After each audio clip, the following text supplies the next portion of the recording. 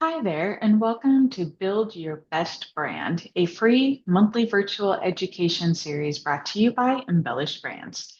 I'd like to introduce myself. I am your host, Jamie Wright, founder and CEO of Embellished Brands, and I help women build and lead impactful organizations. I define impactful organizations as small businesses or nonprofits doing work that matters by bringing positive change to the world as only they can. I also believe that building a strong brand foundation for your organization is essential because it helps create clarity and focus for achieving your mission and business goals.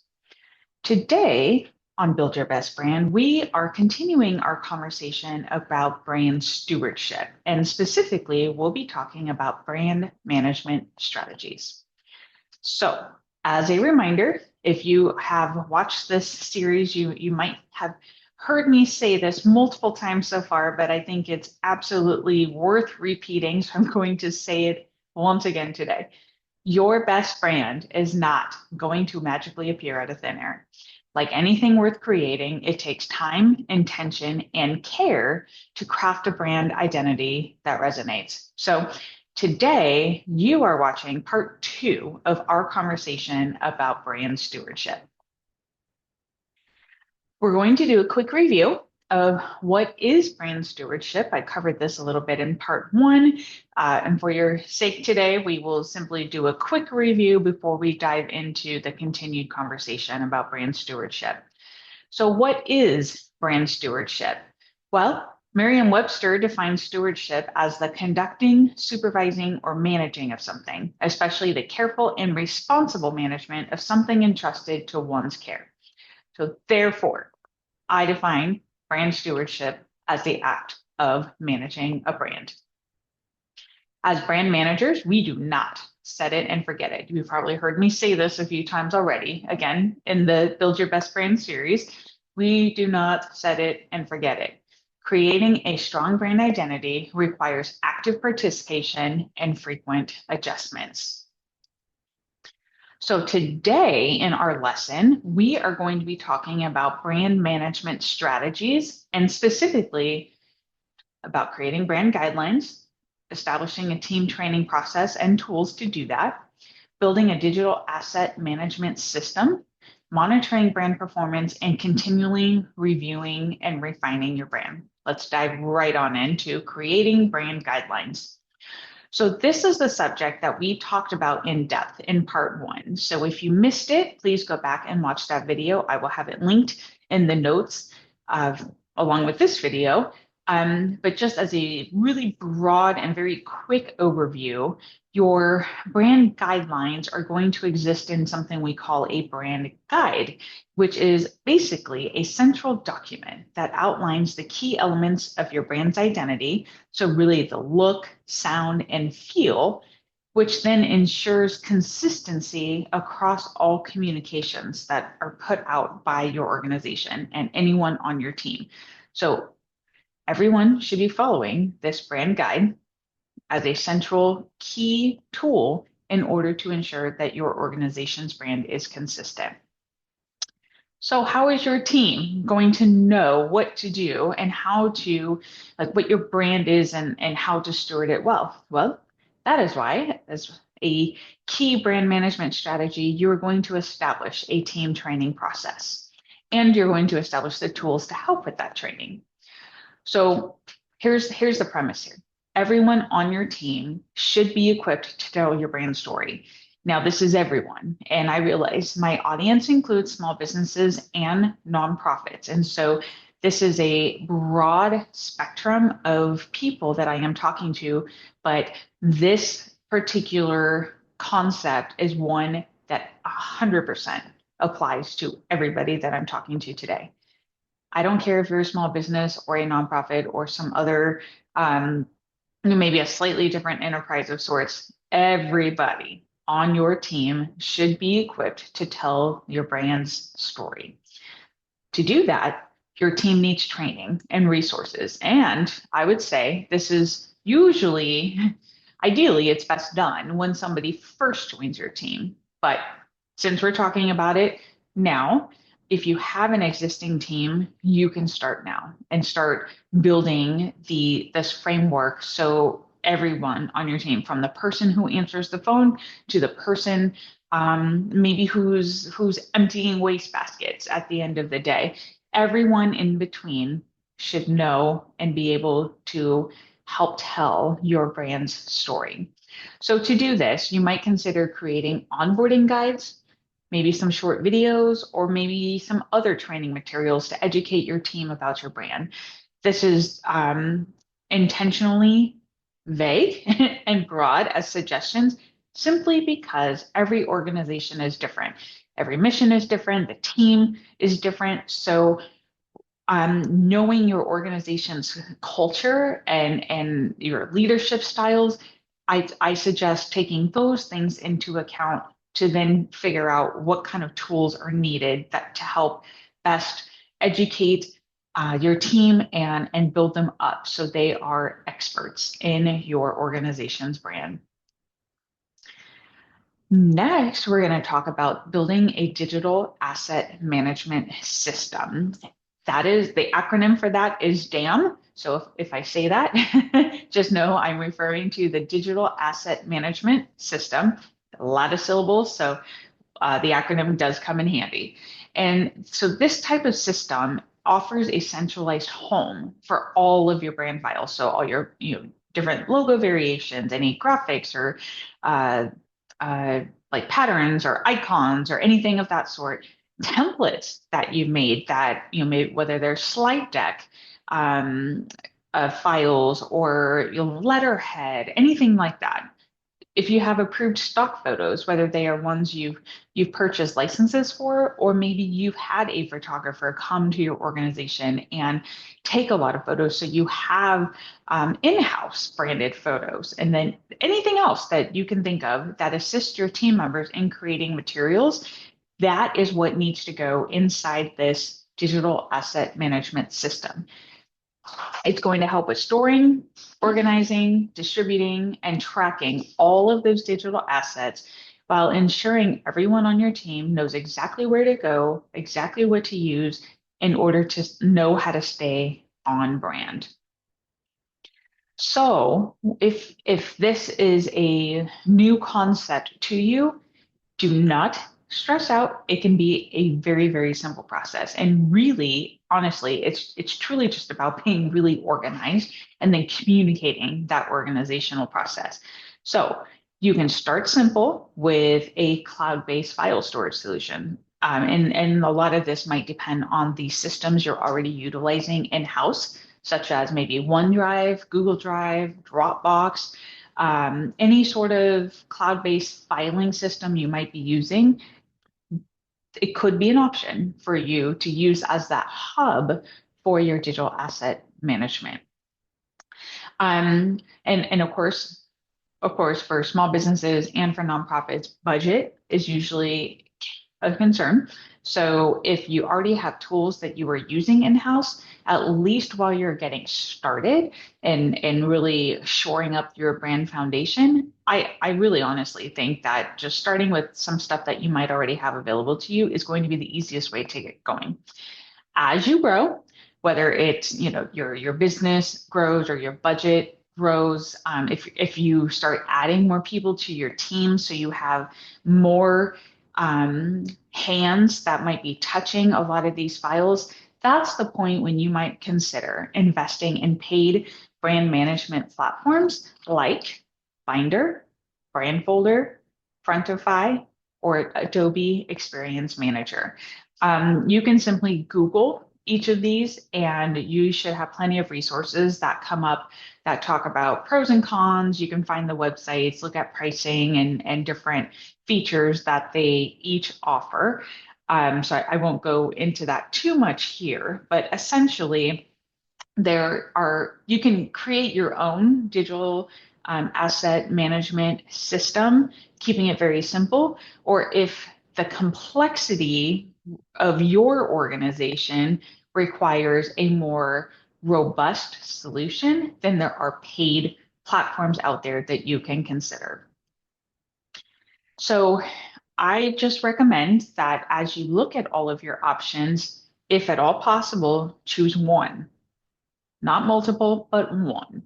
If you find it necessary to have multiple storage points for your brand assets, then I just encourage you to keep the process as simple as possible because everybody on your team should know where to go and how to access your digital asset management system. And the more pieces you have to it, the more logins that are required, the more places people have to check for things, the greater the likelihood is that things will get lost in the shuffle, the longer it takes potentially to find the assets that they need. And so, really, my goal is to just help you have a simple system that's easy for everyone to use, which then lends itself to greater efficiency and greater consistency in your branding, because that is really our overarching goal. And as part of this process, once you figure out where everything is going to be housed, you should have an easy to understand filing method. And that's more like that the folders, the hierarchy of how things are organized, the file names. Search features sometimes are really critical, and this is probably where those paid platforms might really come in handy to help people if they don't know how to navigate to that a particular file exactly, their ability or the functionality of the service that will allow them just to simply search for filing and get them there faster would be really helpful. The other thing to consider is also an approval process in terms of approving, changes to some of the files and approving maybe who gets access. Um, we don't want it to be a free for all, and we want to limit who has access to even the source files or the original design files in some cases, because we want to reduce the chance of having unauthorized changes made that, maybe somebody meant to create a copy of a file to make a quick change for some reason and they didn't. They actually edited the original file, and then you can't undo the change, and now, oh my gosh, it's a disaster.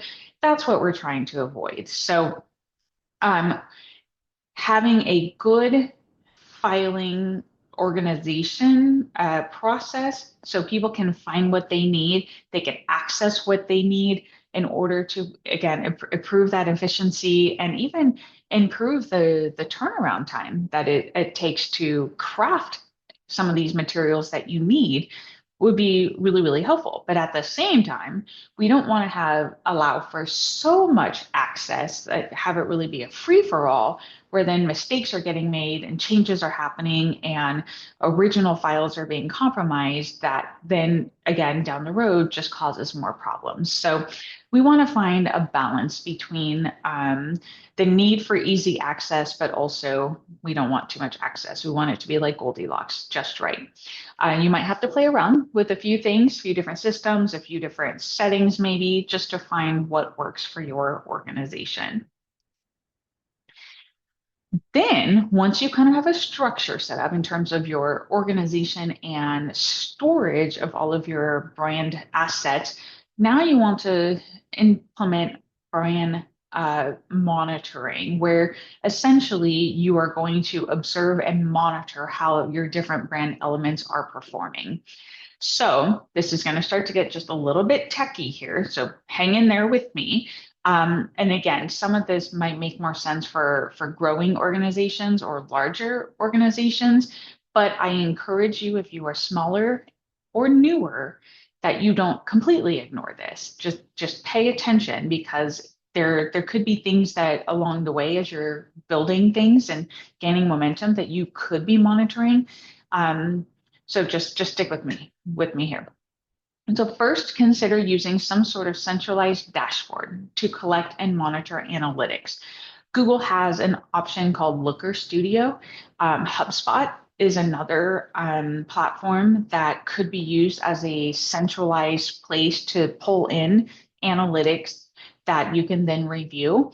But you could simply set up your own varying analytics where maybe you have Google Analytics on your website. You go pull that report, and then maybe you go to the social media platforms and pull different analytics and insights from there and compare them.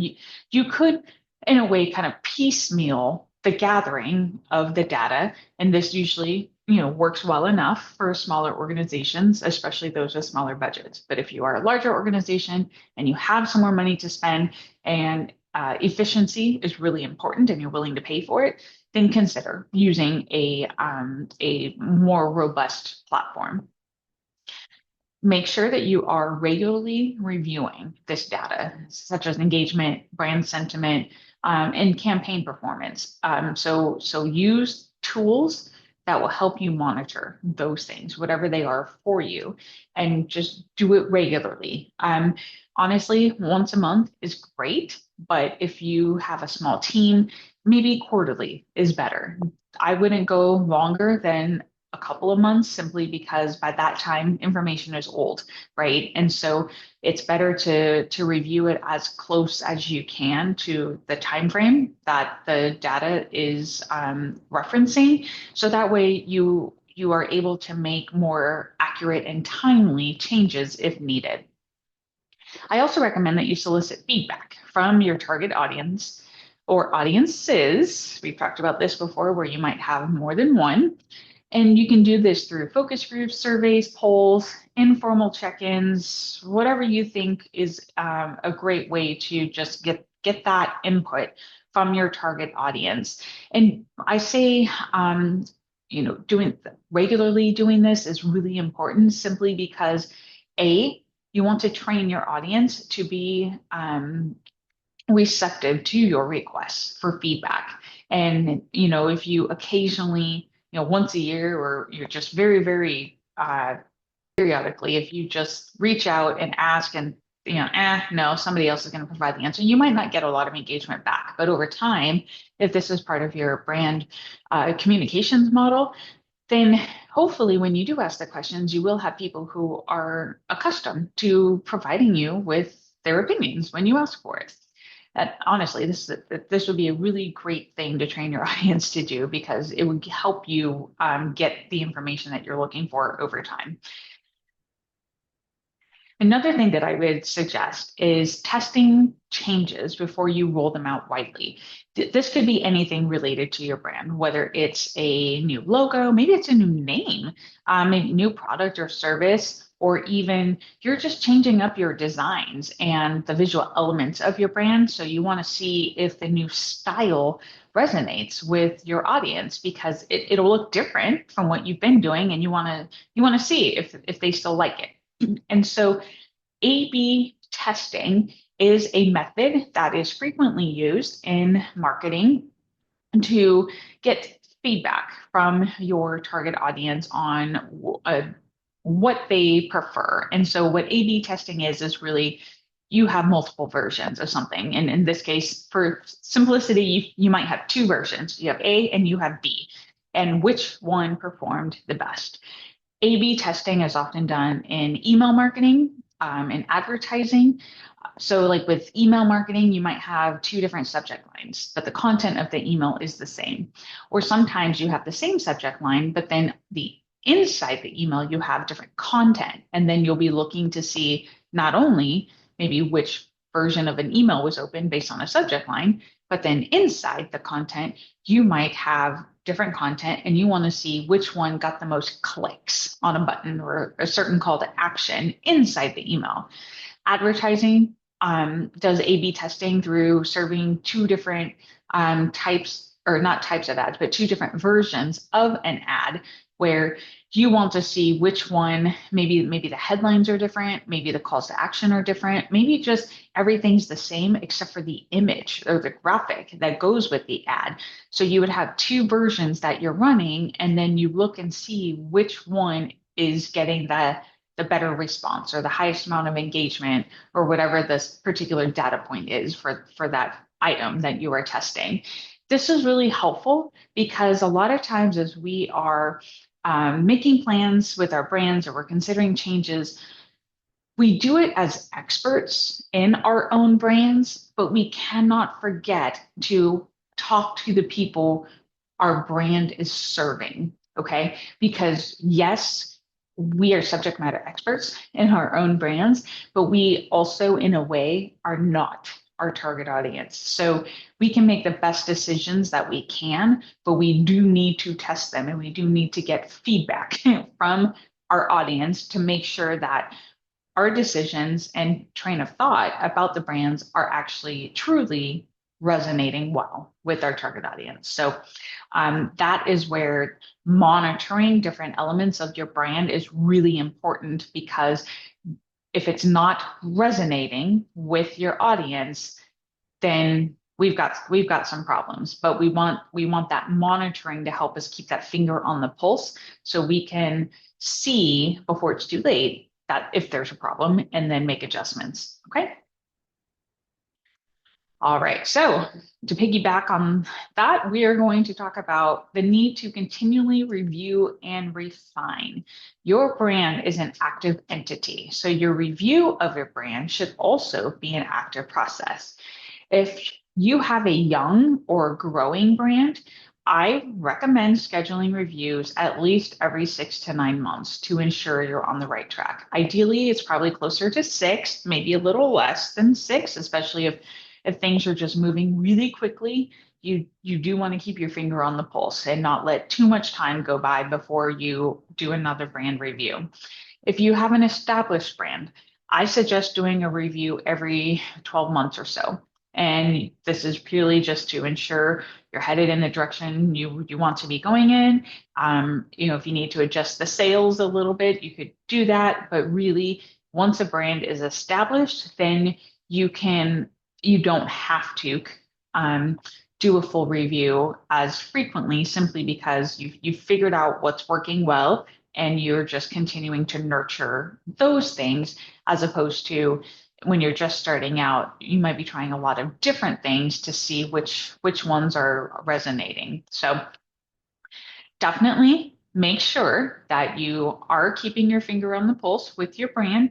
You want to review and refine because you need to know what's working, maybe what has become outdated for your brand, what your audience is responding to, maybe what they stopped responding to, and really just how are your visuals and messaging and other brand elements aligning with your current goals? Is your audience responding well to that, or have they gone silent? That's really, really important to know because then if it's not going well, you can adjust your strategies and just pivot as you need to. So this goes back to the initial point that I started this presentation with in terms of we don't set it and forget it. So that is why I'm reminding you once again to continue reviewing and refining the brand as needed. At the very minimum, I should probably clarify, review your brand. You may not always need to make refinements, but at least reviewing it is a really important step to take. Okay, so now that we have talked about these brand management strategies, I'm going to encourage you to take some action. So here's a couple questions for you to think about. For those of you who like to journal, perhaps this is a great journaling activity, or at least just tuck these questions away and think about them so you can decide if there's anything you need to do about your brand. So first, I want to ask you, how often are you currently checking in on your brand? Are you in those time frames that I mentioned a couple of slides back in terms of the phase that your organization is currently in? If you're growing and expanding and you're a younger organization, are you checking in more frequently? If you're an established organization, are you still making a point to check in about every 12 months or so? Where are you currently at? And then consider what small change could you make to have a big impact this quarter on your business or on your nonprofit. Again, this is probably where, in order to answer this question, you might have to do a little bit of a review on your brand to then come up with maybe a refinement that would be helpful. Okay, so this concludes our part two discussion on brand stewardship, and we are going to continue talking about brand management next time on the Build Your Best Brand series in a part three, which will be coming soon. I just want to say thank you so much for joining me today for another episode of Build Your Best Brand. My name is Jamie Wright, and you can find Embellished Brands across social media at Embellished Brands. And for those of you who would like some help with your branding, I invite you to schedule a strategy session with me. It's just a 1 hour Zoom call that we have, and we will just talk about your brand, and I can help you address any questions that you might have. If you're interested in learning more, go to embellishedbrands.com/strategy-sessions, and there's a code on your screen to take $75 off our regular strategy session fee. Thank you again for joining today, and I'll see you next time.